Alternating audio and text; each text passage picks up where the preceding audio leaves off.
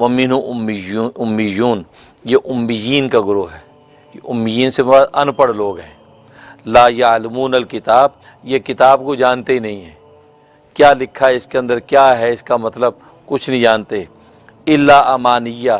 مگر باندھی ہوئی چند آرزویں، تمنائیں۔ وَإِنْهُمْ إِلَّا يَظُنُّونَ، اور وہ نہیں ہیں مگر وہ گمان کرتے ہیں، بس خیالات پکائے ہوئے ہیں، بس اسی کو اپنا مذہب اور دین سمجھتے ہیں، لیکن وہ اپنی کتاب کے معنی و معرف سے واقف نہیں ہیں۔ یہ امیین کا گروہ۔ اس آیت سے حکیم الامت مجدد ملت مولانا اشرف علی تھانوی رحمہ اللہ تعالی نے ایک شبہ کا جواب دیا ہے۔ شبہ یہ کہ عام طور پہ لوگ کہتے ہیں کہ قرآن کریم کا اگر ترجمہ پتہ نہیں ہے اور ایسے ہی یا اس کو طوطے کی طرح رٹنا اور اس کا تلاوت کرنا، اس کا کوئی فائدہ نہیں ہے۔ یہ بہت سے ایسے جو ہے نا وہ پڑھے لکھے لوگ آ گئے مارکیٹ میں، وہ یہ کہتے ہیں جی قرآن کا ترجمہ نہیں آتا تو قرآن ایسے رٹنے کا فائدہ نہیں ہے، ایسے تلاوت کرتے رہو، مطلب پتہ نہیں ہے تو کوئی فائدہ نہیں ہے، وہ یہ کہتے ہیں۔ حالانکہ ان کا یہ کہنا غلط ہے، غلط ہے۔ استدلال اس آیت سے حضرت تھانوی کر رہے ہیں، ایک تو حدیث ہے لیکن اس آیت سے بھی استدلال کر رہے ہیں کہ یہاں اللہ تبارک و تعالیٰ نے بنی اسرائیل کے اس گروہ کو جو امی ہیں، جو اس قرآن، جو ان کی تورات ہے، اس تورات کی معنی و معرف سے واقف نہیں ہیں، ان پڑھ لوگ ہیں، تو اللہ تبارک و تعالیٰ کو ان کی امی ہونے پر اعتراض نہیں ہے، اللہ تبارک و تعالیٰ کو ان کے اس کے احکام پہ عمل نہ کرنے پر اعتراض ہے،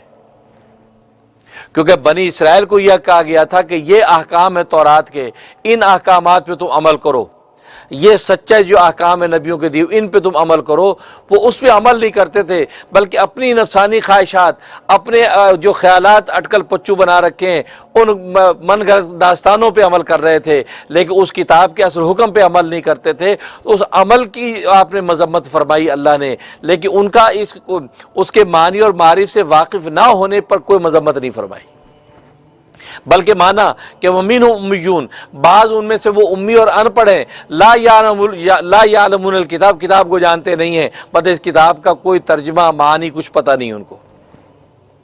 تو اسی طریقے سے اگر ایک شخص قرآن کریم کی تلاوت کرتا ہے اور اس قرآن کریم کا ترجمہ، اس کے معنی اس کو اگر پتہ نہیں ہے تو قرآن کریم اس کا پورا نفع دیتا ہے، اس کا پورا اجر اس کو ملتا ہے۔ اور جیسا کہ حدیث میں آتا ہے کہ ہر ایک حرف پر 10 نیکیاں، بلکہ امام غزالی رحمۃ اللہ علیہ نے تو روایت نقل کی کہ اگر جو حالت نماز میں کھڑے ہو کر تلاوت کرے تو ایک حرف پر 100 نیکیاں ملتی ہیں،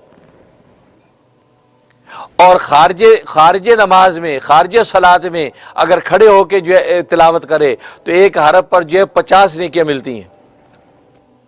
اور اگر جو ہے وہ حالت نماز میں بیٹھ کر تلاوت کرے تو ایک حرف پر 25 نیکیاں ملتی ہیں، اور خارج نماز میں اگر بیٹھ کر تلاوت کرے تو ایک حرف پر 10 نیکیاں ملتی ہیں۔ تو امام غزالی رحمۃ اللہ علیہ جو حدیث نقل کر رہے ہیں اس کے اندر تو نماز میں کھڑے ہو کر جب آپ قرآن تلاوت کرتے ہیں تو ایک حرف پر آپ کو 100 نیکیاں مل رہی ہیں۔ اور یہ دیکھو کیسا معجزاتی کلام ہے کہ تلاوت کے دوران میں اگر شیطان کا لفظ آپ نے تلاوت کیا تو لفظ شیطان کی تلاوت پر آپ کو 500 نیکیاں مل رہی ہیں۔ فرعون کا لفظ آپ نے تلاوت کیا تو فرعون کا لفظ تلاوت کرنے پر آپ کو 500 نیکیاں مل رہی ہیں، کیونکہ اگر 100 والی روایت لیں تو 5 حرف ہے فرعون کے اندر، ہر حرف پر 100 نیکیاں۔ تو یہ احادیث طیبہ نے متعین کر دیا ہے کہ ایک حرف پر جو 10 نیکیاں، 50 نیکیاں یا 100 نیکیاں آپ کو ملتی ہیں۔ اور نبی کریم صلی اللہ علیہ وسلم نے جب یہ حدیث بیان کی، عبداللہ ابن مسعود رضی اللہ تعالیٰ روایت کرتے ہیں، تو وہاں جو لفظ آپ نے بطور استشہاد کے ذکر کیا وہ ایسا لفظ ذکر کیا جس کا معنی کسی کو پتہ ہی نہیں ہے، اور آپ نے فرمایا کہ ہر حرف پر جو ہے 10 نیکیاں ملتی ہیں۔ اور میں نہیں کہتا کہ الف لام میم ایک حرف ہے، بلکہ الف حرفن، لام حرفن، میم حرفن، گویا کہ یہ 3 حرف ہیں، اور 3 حرفوں پر کتنی نیکیاں؟ 30 نیکیاں۔ اور امام غزالی والی روایت لیں تو اگر الف لام میم آپ نے نماز کے اندر کھڑے ہو کر پڑھا تو 300 نیکیاں۔ خارج نماز میں بیٹھ کے آپ پڑھ رہے ہیں تو آپ کو 30 نیکیاں مل رہی ہیں، اور حضرت حکیم الامت تھانوی رحمۃ اللہ علیہ نے ایک اور روایت نقل کی، فرمایا کہ الف بولنے پر 10 نیکیاں نہیں، الف بولنے پر 30 نیکیاں ملتی ہیں،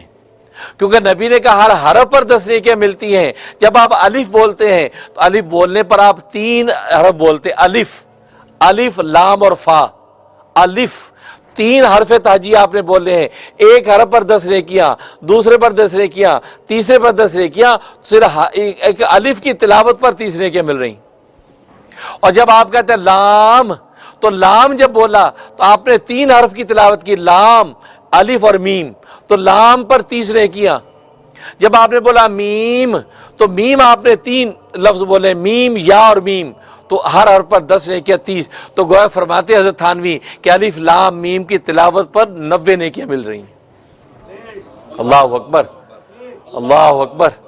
اور الف لام ایک ایسا لفظ نبی نے بیان کیا کہ الف لام میم کا ترجمہ پتہ نہیں، اور جمہور کا یہ مسلک ہے الف لام کا معنی کیا ہے، اللہ و رسول عالم، اللہ اس کے رسول بہتر جانتے کہ الف لام کا کیا ترجمہ ہے۔ تو اللہ تبارک و تعالیٰ کے نبی نے ایک ایسے لفظ کو ذکر فرمایا کہ جس کا معنی کسی کو پتہ ہی نہیں ہے، اور اس پر آپ نے 30 نیکیوں کی ضمانت دے دی۔ اور باقی قرآن کا تو ترجمہ سب کو پتہ ہی ہے، بھلے اس آدمی کے علم میں نہیں ہے تو وہ تلاوت کرے گا تو کیا اس پر نیکیاں نہیں ملیں گی؟ یقینا ہر حرف پر نیکیاں ملیں گی۔ اور یہ کہنا کہ اب یہ آپ کو ترجمہ پتہ نہیں ہے تو فائدہ کیا ہے؟ نہیں، دنیا کے اندر کتنی چیزیں ہیں کہ جس کی حقیقت آپ کو پتہ نہیں لیکن آپ کو فائدہ ہوتا ہے۔ آپ سیب کھاتے ہیں، سیب کے اندر کیا اجزاء ہیں، کیا اس کے فوائد ہیں، آپ کو کچھ پتہ نہیں لیکن آپ کھا لیتے ہیں، سیب آپ کو فائدہ دیتا ہے۔ شہد کے اجزاء کیا ہیں اور شہد کے اندر کیا وائٹامنز ہیں، کیا اس کے اندر جو کیلوریز ہیں، کیا چیزیں ہیں، کچھ آپ کو پتہ، آپ کھا لیتے ہیں، وہ آپ کو فائدہ دیتا ہے۔ صبح شام آپ کھانا کھاتے ہیں، اس کھانے کے اندر کیا کیا کیلوریز ہیں، کیا کیا وائٹامنز ہیں، اور کیا کیا آپ کے جسم کو قوت دینے والی چیزیں ہیں، آپ کو کچھ پتہ نہیں ہے، آپ کھاتے ہیں، آپ کو فائدہ دیتا ہے۔ تو دنیا کے اندر کتنی چیزیں ایسی ہیں کہ جس کے بارے میں آپ کو کچھ علم نہیں ہے لیکن وہ چیز آپ کو فائدہ دیتی ہے۔ تو اللہ کا کلام بھلے اس کا معنی اور معرفت آپ کو پتہ نہیں ہے لیکن آپ جب اس کو تلاوت کرتے ہیں تو اللہ کا کلام بھی پورا پورا آپ کو فائدہ دیتا ہے، آپ کو اجر و ثواب بھی ملتا ہے، اور آپ کی طبیعت کو فرحت و نشاط بھی ملتا ہے، اور خاص روحانی تسکین بھی اللہ تبارک و تعالی اس کلام کی عطا کرتے ہیں۔ اسی حضرت تھانوی منہم امیون کہہ کے اللہ تبارک و تعالی فرما دے کہ اس پہ بعد امی ہیں، ان پڑھ ہیں، جو کوئی کتاب کے ترجمے معنی کو جانتے نہیں ہیں، تو اللہ نے اس پر کوئی اعتراض نہیں کیا۔ اعتراض اس پر کیا انہوں نے جو من گھڑت کہانیاں اپنی گھڑ رکھی ہیں اور اس پہ جو عمل کرتے ہیں، قابل اعتراض بات وہ ہے۔ تو گویا کہ ان کے سچے دین پر عمل نہ کرنے کا اعتراض ہے، لیکن اس کے بارے میں ان پڑھ ہونے پر کوئی اعتراض نہیں ہے۔